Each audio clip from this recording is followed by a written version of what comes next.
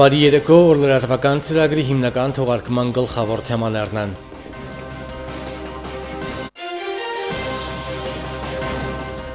ԵԱՀԿ առաքելությունը շփման գծի պլանային դիտարկում է անցկացրել Մարտակերտի շրջանի ուղղությամբ։ Սերժ Սարգսյանը եւ Վլադիմիր Պուտինը քննարկել են Ադրբեջանա-Ղարաբաղյան հակամարտության կարգավորման գործընթացը, մտքեր փոխանակել միջազգային եւ տարածաշրջանային արդի խնդիրների եւ մարտահրավերների շուրջ։ Կարեկ Կինոդավաշյանն արժանացել է Անանյա Շիրակացի մեդալի, պարգևը հանձնել է վարչապետ Արայիկ Հարությունյանը։ Որքանով են պաշտպանված սպառողների իրավունքները մեր երկրում, տեղեկացված են մեր սպառողները եւ պահանջատեր են արդյոք։ Այսօր սպառողների իրավունքների պաշտպանության օրն է։ Ստեփանակերտի մշակույթի եւ երիտասարդության պալատի դահլիճում մեկնարկել է Գրացիա պարային փառատոնը, նվիրված պարուսույց Ելենա Սարգսյանի հիշատակին։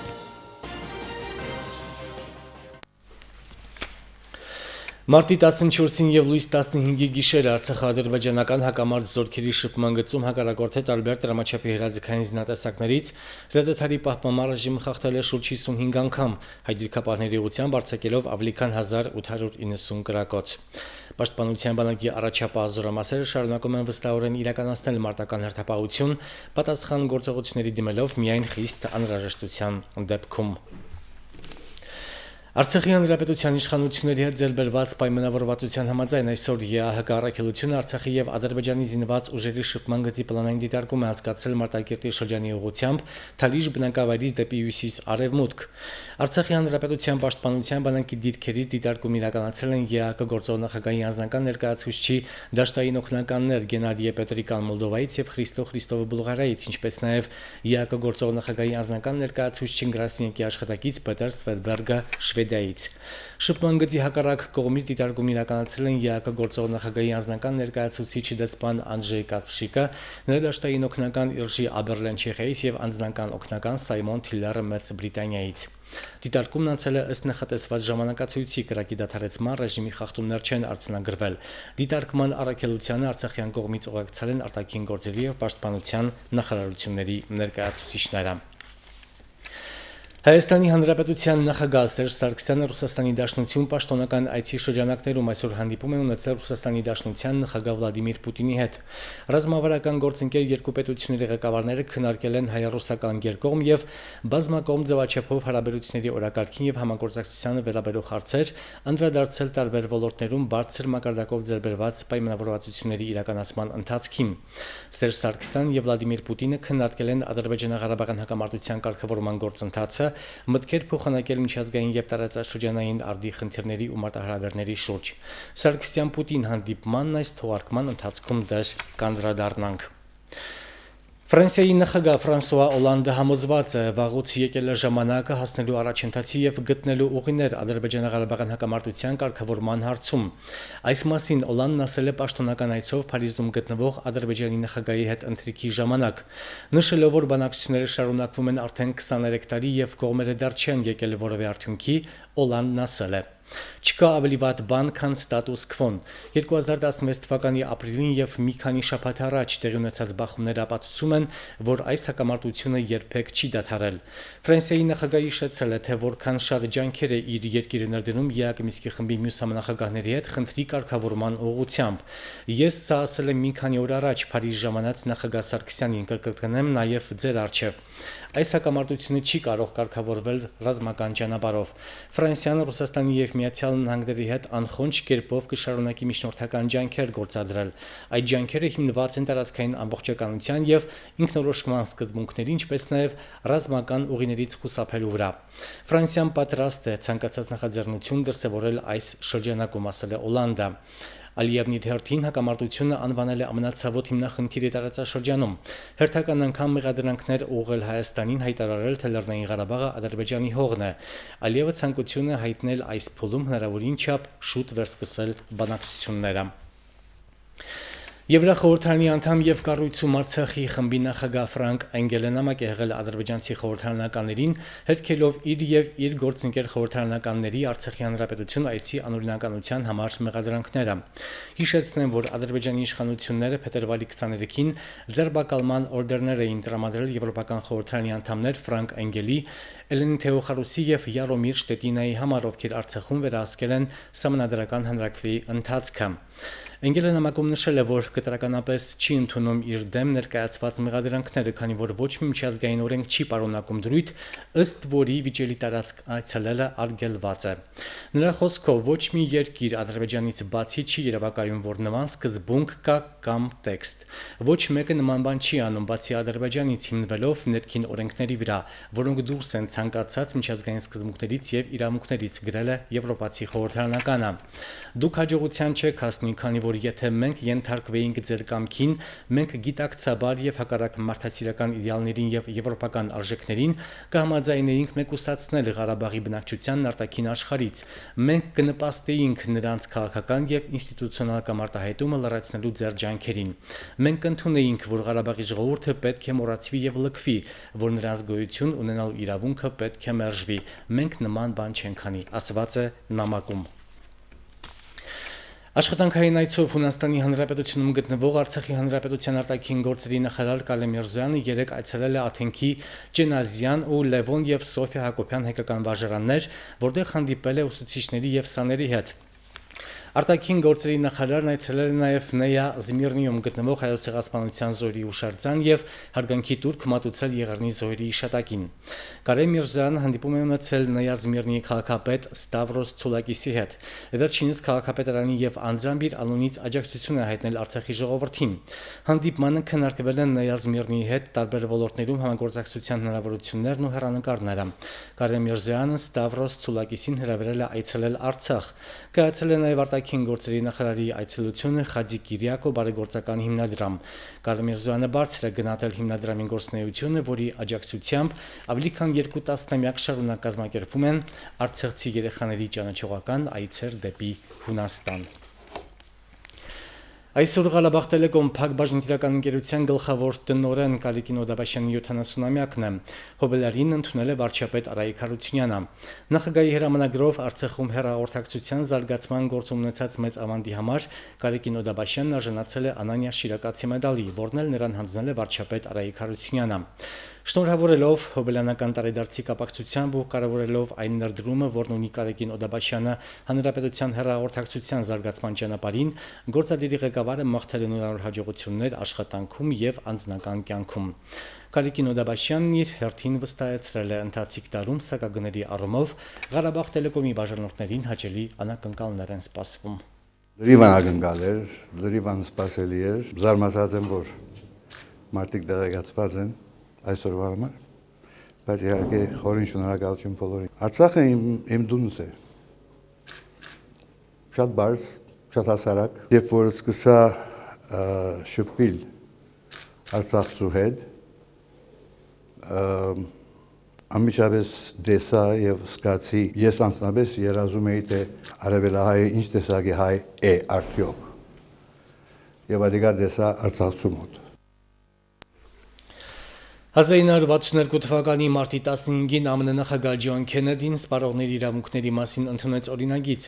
որով սպառողի տեղեկացված լինելու եւ ազատ ընտրության իրավունքից զատ սահմանվեց նաեւ սպառողի լսելի լինելու իրավունքը եւ ԱՄՆ կոնգրեսի իր ելույթում առաջին անգամ բնորոշելով սպառող հասկացությունը սահմանեց սպառողի 6 հիմնական իրավունքները։ Հետագայում հենց այդ օրը մարտի 15-ին ընդունվեց որպես սպառողների իրավունքների պաշտպանության միջազգային օր։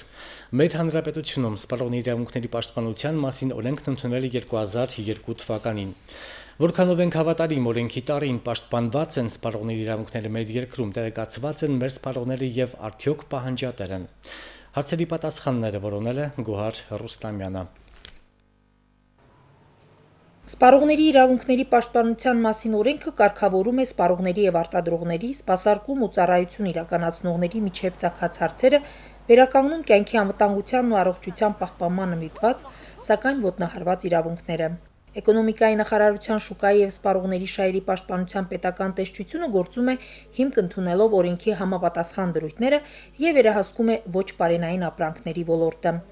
Մենք որ գնում ենք առաջի հերթին պահանջում ենք այդ նորմատիվ փաստաթղթերը, որ ապրանքները համապատասխան լինեն այդ նորմատիվ փաստաթղթերը։ Այդ առաջի փոլերն է, որ սպառողների իրավունքները պաշտպանվում է, որ նորմալ ապրանքներ վաճառեն, որակի ապրանքներ։ Թերություններ, խախտումներ հայտնաբերելու դեպքում տնտեսվարողներին տրվում է ժամանակ դրանք վերացնելու համար։ Իսկ սպառողների իրավունքների հստակ սահմանումը հնարավորություն է տալիս ճիշտ կողմնորոշվելու ծագած խնդիրների լուծման ճանապարհին։ Նաև մեծացնում է ցանկությունն ու վճռականությունը թույլ չտալու ոտնահարել սեփական իրավունքները։ Ցավոք, մեր իրականության մեջ չկա հասարակական միավորում կամ կազմակերպություն, որը կզբաղվեր սպառողների շահերի պաշտպանությամբ։ Մի բան ակնհայտ է՝ իրազեկված իր իրավունքներն իմացող սպառողների արդարացի պահանջի հետ արտադրող իրացնող սպասարկող հատվածը չի կարող հաշվի չնստել։ Սա սպառողներն են ասում, մենք իմանում ենք, որ իրանք չունեն, ասում սեփականագիր ասած, իրանք չունեն, որ ապրանքը յոթ չունեն, դին ասում, բայց չենք իմանում դրան process-ը քայլը ինչ պետք է անի։ Բացատրում ենք, ասում ենք։ Խանութներ կան, որոնք որոշ չափով ընդունում են, որ ապրանքը հետ են վերցնում, խանութներ կան, որոնք ընդհանրապես չեն ընդունում այդ փաստը։ Երևի ժողովուրդն էլ քիչ է տեղեկացված, իրազեկված այդ փաստի հիման վրա, որ կարող են հետ վերցնել կամ ոչ։ Եթե ժողովուրդը իմանա, որ կարելի է հետ տա, ապա հնարավոր է, որ նման դեպքեր ավելի շատ լինեն։ Սպառողին պատճառած վնասները ենթակա են հատուցման, իսկ ոչ պատշաճ որակի դեպքում սպառողը կարող է հետ վերադարձնել գնված ապրանքը։ Այդ դեպքում կարևոր է գնումը հավաստող կտրոնի առկայությունը։ Կտրոնը օրենքը ցույց է տալի, որ դուք մի պայմանագիր եք կապել այդ հիմնարկին։ Բայց դա պետք է պահեք։ Միջովանը հաստատ 100% իմանաք, որ ապրանքը վերադարձնելու չի։ Այսօր էլ շատ հաճախ առևտրի օբյեկտներում կարելի է հանդիպել գնված ապրանքը հետ չի վերցվում գրությանը, ինչը օրենքի խախտում է։ Շատերն են համամիտ գնորդը միշտ իրավացի է սկզբունքի հետ, բայց եւ միշտ չեն պահանջատեր։ Ոմանք էլ գտնում են, որ չի կարելի խնդրին միակողմանի մոտենալ։ Դե իմ կարծիքով այդքան էլ ճիշտ չի։ Տեղեր կան, որ կարող ենք զիջել, գնորդը կարող է ավելի հետաքրվել ապրանքի մասին, հետո գնում է կատարել, որպեսզի թույլտվություններ չլինեն։ Տարվա կտրվածքով տեսչությունում թեժ գծի միջոցով 20 զանգ է գրանցվում, իսկ զրույցի կարգով այս կամ այն խնդրով սպառողների հետ առնչվելու դեպքերը ավելի շատ են։ Համաձայնվենք, որ սա ցածր ցուցանիշ է, ինչ որտեղ նաև ուրախալի է, եթե իսկապես մեզանում քիչ են սպառողների շահերի ոտնահարման դեպքերը։ Տեղյակ եմ, իրազեկված ենք, չի հանդիպել այնպիսի, ասենք, ապրանք, որ հագուստ կամ ուտելիք, որ անորակ լինի, կամ ես բերեմ եւ հետ տամ։ Կամ էլ խնդրի մասին չբարձրաձայնելը անհետևողականության եւ անտարբերության հետևանք է։ Ղարաբաղում հիմնականում դե ետել չեն տալիս, եթե որակը տեղը չի լինում, ասում են դե լավ է, ով է տանելու ետ տա, տենց։ Մնում է հուսալ, որ մեր հանրապետությունում էլ կձևավորվի ակտիվ սպառողի ինստիտուտը եւ մենք կունենանք իրազեկ, պահանջատեր եւ իրապես պաշտպանված սպառող։ Գոհար Ռուստամյան, Միրուժան Հայրապետյան, օր։ Գերմանիայի հայոց թեմի առաջնորդ Գարեգին arczepiskopos Բեկչյան այսօր տեղի ունեցած քվեարկության արդյունքում ընտրվել է Պոլսոհայոց պատրիարքի տեղապահի պաշտոնում։ Քվեարկությանը մասնակցել են պատրիարքարանի 34 հոգևորականներ։ Պատրիարքի փոխանորդ Արամ Աթեշյանն այժմ պետք է թողնի իր պաշտոնը, իսկ նորընտիր տեղապահը պատրիարքարանը ղեկավարելու է մինչև նոր պատրիարքի ընտրությունը, միևնույն ժամանակ նախապատրաստելով ընտրության գործընթացը։ Գրեթե 8 ամսում Մատենադարան Գանձասար գիտամշակութային կենտրոնը մոտ 11000 այցելու է ունեցել։ Մաշտոցյան Մատենադարանի արցախյան մասնաճյուղն ավելի շատ հետաքրքրել է եվրոպացի զբոսաշրջիկներին։ Թե ինչ վիճակագրություն կունենան զբոսաշրջային այս սեզոնում մասնագետներն առայժմ դժվարանում են ասել։ Փոխարենը հաստատում են, որ Գանձասարի վանական համալիրի հարևանությամբ ցուցադրված ծրագրերը մեծ հետաքրքրություն են վայելում։ Արցախի Գանձա գյուղի այս ձեռագրերն Ադրբեջանի պատմությունից էլ հին են, միայն թե գյուղն այսօր էլ ադրբեջանական օկուպացիայի տակ է, հայտնի Քարահատի դպրոցն էլ անհայտ ճակատագրով։ Գանձակի Քարահատ գյուղի դպրոցի աշխատանքներն է ներկայացված 17-րդ դարում, Քարահատում մենք ունեցել ենք շատ մեծ գրչության կենտրոն, շատ հզոր գրչության կենտրոն, ղեկավարել է այդ կենտրոնը 20 տարի Գրիգորը, ով եղել է եւ գրիչ եւ ծաղկող, այստեղ Գրիգորի տարբեր աշխատանքներ են, շատ գեղեցիկ ներկապնակ ունեցել Գրիգորը եւ բազում աշակերտներ։ Քարահատի դպրոցը նաեւ հայտնի է եղել իր կազմերով, այստեղ պատրաստվել են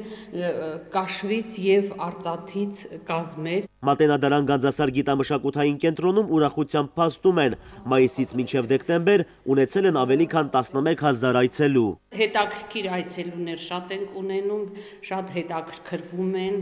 քանի որ այստեղ էլ երկու ցուցասրահը Արցախ ուտիքի ձեռագրերն է արդեն առանձնացված, իրանց համար ավելի հետաքրքիր է, ներկայացնում ենք պատմությունը, դարաշրջանը, ինչ ձեռագրեր ա գրվել, որ եկեղեցիներում ա գրվել, իրանք ոնց որ Երևանի Մատենադարանում ինչքան էլ որ ցուցադրվում էր, իրանք այդքան ընկալելի չէին լինում, իսկ այստեղ մենք ավելի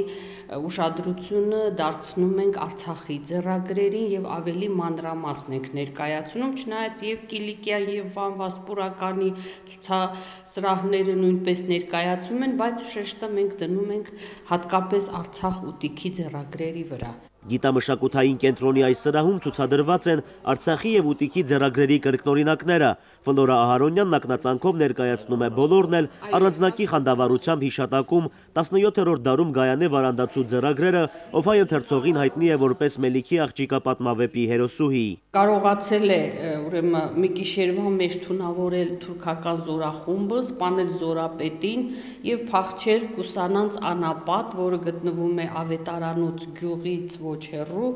եւ իր ամբողջ կյանքը նվիրել է գրչությանը, ընդօրինակելով ձեռագրեր։ Արցախյան ձեռագրերից այստեղ ամենահինը Հասան Ջալալյանների տոհմական ձեռագիրն է, 4 ավետարանիչների ավետարաններով։ Մասնագետները ենթադրում են, որ այն գրվել է 1212-ից 14 թվականներին, հենց այդ ժամանակ է Խորիշահը վերանորոգել Սուրբ Հակոբհավ վանքը։ Ինքը շատ գեղեցիկ նկարազարդումներ ունի, 311 էջանոց է, 5 էջը պահվում է Վենետիկի Մխիթարյան միաբանության Մատենադարանում։ Ձեռագիրը գրվել է, որպեսզի նվիրեն մեծառանան Սուրբ Հակոբհավ վանքին, որը վերանորոգել էր Հասան Ջալալյանի մայրը Խորիշահը 1212 թվականին։ Դե մեծառանան Սուրբ Հակոբհավ վանքը հիմա գտնվում է Քոլատակ գյուղի տարածքում։ Գիտամշակութային կենտրոնում ասում են, օտարերկրացի զբոսաշրջիկները հիմնականում եվրոպական երկրներից են լինում, փոխարենը քիչ չեն նաև հայաստանաբնակ այցելուները։ Իդեպ նրանք այստեղ ավելի շատ են հետաքրքրված արցախյան ձեռագրերով, դրանք վանական համալիրի հարևանությամբ Մատենադարանի մասնաճյուղում ներկայացված են ամբողջ հմայքով։ Մեկը մյուսին լրացնում է, կարող եմ ասել, մեկը մյուսին լրացնում է, հոգևորը մշակույթին, իհարկե դա շատ մեծ անհրաժեշտություն էր եւ սա ճիշտ որոշում էր մեր կառավարության կողմից, սա ողջունելի է։ Շատ են հարցնում, թե ինչի էստեղ, դե մենք ասում ենք, որ համարվում է վերաբացում, քանի որ Գանձասարը ունեցել է իր Մատենադարանը, իր գրչության կենտրոնը, եղել է կաթողիկոսանիստ ժամանակին, եւ դա պետք է իսկապես էստեղ լիներ։ Եվ հետո էստեղ հոսքը շատ է։ Մատենադարան Գանձասար գիտամշակութային կենտրոնը պատրաստ է զբոսաշրջության նոր սեզոնին։ Կարծում են, որ Սուրբ Հովհաննես Մկրտիչ եկեղեցու ոցման 777-ամյակի առիթով այցելուները ավելի շատ են լինելու։ Այստեղ սակայն թարգմանիչ չունեն, իսկ զբոսաշրջիկների հետ միշտ չէ, որ թարգմանիչ լինում է։ Նարեկ Սահակյան, Աշոտ Գասպարյան, օր։ Այժմ Սարգսյան-Պուտին հանդիպման մասին ավելի մանրամասն։ Ռուսաստանը դեմ է տարածաշրջանում լարվածության նոր օջախի ստեղծմանը, կողմ է Ադրբեջանա-Ղարաբաղյան հակամարտության խաղաղ կարգավորմանը 1994-95 թվականներին ստորագրված եռակողմ համաձայնագրերի հիման վրա։ Բաց տեքստով եւ առանց դիվանագիտական գունազարդումների նման բովանդակությամբ հայտարարություններ այսօր հնչեցին Մոսկվայում, որտեղ պաշտոնական այցի շրջանակներում այսօր Հայաստանի Հանրապետության նախագահն է հանդիպել Ռուսաստանի պաշտոնակցի հետ։ Հանդիպումը սկսել են Հայաստանի եւ Ռուսաստանի նախագահները, շարունակել ընդլայնված կազմով պատվիրակությունների մասնակցությամբ քննարկված թեմաները ընդգրկել են ամենատարբեր ոլորտները, կողմերը գնահատում են հակառակ ունեցած դժվարություններին, երկու երկրների միջև ապրանքաշրջանառությունն աճել է։ По итогам прошлого года двусторонний товарооборот Նախորդ տարվա արդյունքներով մեր երկրների միջև երկկողմ ապրանքաշրջանառությունն աճել է 6%-ով։ Սա բավական տպավորիչ ձեռքբերում եմ համարում, որին հասել ենք աշխարհաքաղաքական բավական անկայուն իրավիճակում։ Արևտրաշրջանառության հետագա ընդլայնման եւ դիվերսիֆիկացման նպատակով ներկայումս քննարկվում է ազգային արժույթների փոխադարձ հաշվարկի հնարավորությունը։ Հայաստանի նախագահը համաձայն է այս հարցում ԵԱՏՄ-ն իր դերն ունի, իր կողմից ավելացնում է կազմակերպության հնարավորությունները ավելի շատ կլինեին, եթե չլինեին արհեստական խոչընդոտները, թափանցիկ ակնարկը ԵԱՏՄ անդամներից ոմանց էր ուղղված։ Как активный член организации, Армения заинтересована в углублении взаимодействия. Որպես կազմակերպության ակտիվ անդամ Հայաստանը շահագրգռված է համագործակցության խորացման մեջ, կազմակերպության հնարավորությունների լիարժեք օգտագործմանը, առանց արհեստական խոչընդոտների, ինչպես նաև նրա միջազգային դերի բարձրացմանը։ Ավտորիտետը Ռուսաստանի նախագահը թվարկել է ԵԱՏՄ-ի առավելությունները, Սերժ Սարգսյանն էլ հիշեցրել է, Հայաստանը ԵԱՏՄ դատարկաձեռն չի մտել, այլ հնարավորությունների բավական մեծ փաթեթով։ Атомная энергетика, наука и передовые технологии. Ատոմային էներգետիկան, գիտությունը եւ առաջավոր տեխնոլոգիաները համագործակցության այն ոլորտներն են, որոնք անկասկած կհարստացնեն արդեն ունեցած ավանդական ուղղությունները։ Մենք պատրաստ ենք նաև ուշադրություն հատկացնել կապի եւ փոխադրումների հարցերին, հաշվի առնելով Հայաստանի աշխարհագրական դիրքը, դառնալով կարևոր տրանզիտ հանգույց ԵԱՏՄ-ի եւ Իրանի, ԵԱՏՄ-ի եւ Պարսից ծոցի միջև։ Географическое положение членства ЕАЭС видим большой потенциал в обеспечении транзита через Армению в Иран и Персидский залив. Որոշիչը սակայն հայ-ռուսական հարաբերություններն են անվտանգության ոլորտում, այս դեպքում թվերը չեն հրապարակվում բնականաբար սահմանափակվեցին հիմնական ուղղությունները մատնանշելով։ Наши страны стремятся координировать действия в рамках ООН. Մեր երկրները ձգտում են գործողությունները համաձայնեցնել ՄԱԿ-ում, մենք հաջող համագործակցում ենք ինտեգրացիոն գործընթացներում ԵԱՏՄ-ի, ԱՊՀ-ի շրջանակներում, զարգացնում ենք կառուցողական համագործակցություն հավաքական անվտանգության պայմանագրի կազմակերպության շրջանակներում։ Անվտանգության ոլորտում տարածաշրջանային կարևոր բաղադրիչը Ադրբեջանա-Ղարաբաղյան հակամարտությունն է շարունակում մնալ։ Կարգավորման գործընթացը առաջ մղելու համար անհրաժեշտ է նախ եւ առաջ դրա համար պայմաններ ապահովել։ Հանդիպման ընթացքում դա էլ է քննարկվել, նշել է Սերժ Սարգսյանը։ Была отмечена необходимость реализации. Ընդգծվել է Վիեննայում եւ Պետերբուրգում ձեռքբերված պայմանավորվածությունների կատարման անհրաժեշտությունը։ Մենք համակարծիք ենք, որ ուժի կիրառումը կամ դրա կիրառման սպառնալիքը անթույլատրելի են եւ մեծապես վնասում են խաղաղ կարգավորմանը։ Наносит урон мирному процессу. Կարծում եմ հիմնական շեշտը դրվելու է զինադադարի խախտման մեխանիզմների, այսպես մշակման եւ պատասխանատվության կանչելու գաղափարների վրա, որովհետև այդ նույն պատասխանատվության կանչելու մասին խոսել է նաև Ֆրանսիայի նախագահ Օլանդը, քանի որ ԵԱՀԿ Մինսկի խմբի երանախագահությունը մեկ ընդհանրական, այսպես մարմին է։ Հետևաբար տարբեր գաղափարներ տարբեր ձևով իմի բերելով մենք արդեն կստանանք ընդհանուր պատկեր։ Եվ այն, որ Վլադիմիր Պուտինը շեշտել է, որ անհրաժեշտ է ուրեմն 2016 թվականի Վիեննայի եւ Սանկտ Պետերբուրգի համաձայնագրերը կյանքի կոչել, սա բնական է, պետք է ակնկալել, որ աշխատանքները ինչ որ ձեւ ակտիվանալու են այդ մեխանիզմների շուրջ։ Ապրիլյան պատերազմից հետո ոչ միայն շփման գծում է իրավիճակն անփոփոխ, այլև կարգավորման տրամաբանության մեջ, հիշեցրել է Հայաստանի նախագահը, չի առարկել Ռուսաստանի ղեկավարը։ Вновь была подчеркнута важность. Ընդգծվել է երակողմ անժամկետ համաձայնագրերի պահպանման անհրաժեշտությունը, որոնք ստորագրվել են 1994-95 թվականներին։ 1994-1995 годов. Դա էլ է ամենաառանցքային, այսպես ասած, գաղափարներից մեկը։ Մենք տեսնում ենք, որ Ադրբեջանը ըստ ամենայնի փորձում է խեղաթյուրել բանակցային գործընթացը։ Առանց այն էլ բանակցությունները ընթանում են ոչ լիարժեք ձևաչափով եւ վերջերս ընդհանրապես Բաքուն նաեւ փորձում է այս ձևաչափը եւս ել ավելի խեղաթյուրել։ Մինչ այդ Ռուսաստանի արտգործնախարար Լավրովն է կարևորել, որ Ստեփանակերտի ավելի շուտ Արցախի ձայնը պետք է լսվի, սա շատ կարևոր է։ Հիմա էլ Ռուսաստանի Դաշնության նախագահ շեշտելով 1994-95 թվականի պայմանագրերը, սա եւս մեկ անգամ նշանակում է, որ Մոսկվան չի տեսնում կարգավորումը առանց Արցախի մասնակցության։ Բնական է, որ սա ժամանակի խնդիր է։ Արցախի մասնակցությունը 1-2 օրում կամ 1-2 տարում անգամ վերականգնելը բավականին բարդ գործընթաց է, բայց այն, որ Մոսկվան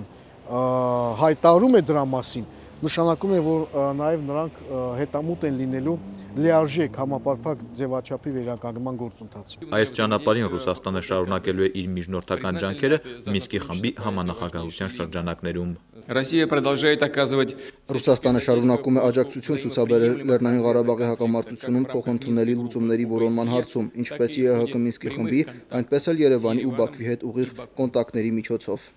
Նորեր Հովսեփյան, Արտավազդ Գրիգորյան, օր։ Երեկոյան Ստեփանակերտի մշակույթի եւ երիտասարդության պալատի դահլիճում մեկնարկել է գրացապարային փառատոնը նվիրված պարուսույց Ելենա Սարգսյանի հիշատակին։ Կինով կյանքն անձնվիրաբար նվիրել է պարարվեստի զարգացմանը։ Բեմում իրենց հզաճիկում բարով մայրաքաղաքում գործող պարարվեստի համույթների եւ ստեղծագործական կենտրոնների սաներն էին, իսկ հանդիսատեսի շարքում դրանք, ովքեր փոքրիկ շատ է բախտ են ունեցել շփվել Ելենա Սարգսյանի հետ։ Փառատոնի բացմանը ներկա էին մշակույթի եւ երիտասարդության հարցերի ու կրթության, գիտության եւ սպորտի նախարարները։ Այսքանը դուք դիտում եք օրցրագրի հիմնական թողարկումը։ Բարի գիշեր։ Հանրապետության տարածքում կդիտվի անպամացություն, սպասվում է անձրև, վարկյանում 3-ից 8 հնարավոր է մինչև 20 մետր ուժգնությամբ հարավ-արևմտյան քամի։ Օդի ջերմաստիճանը գիշերը 1-ից 4, ցերեկը 9-ից 14 աստիճան տաքություն։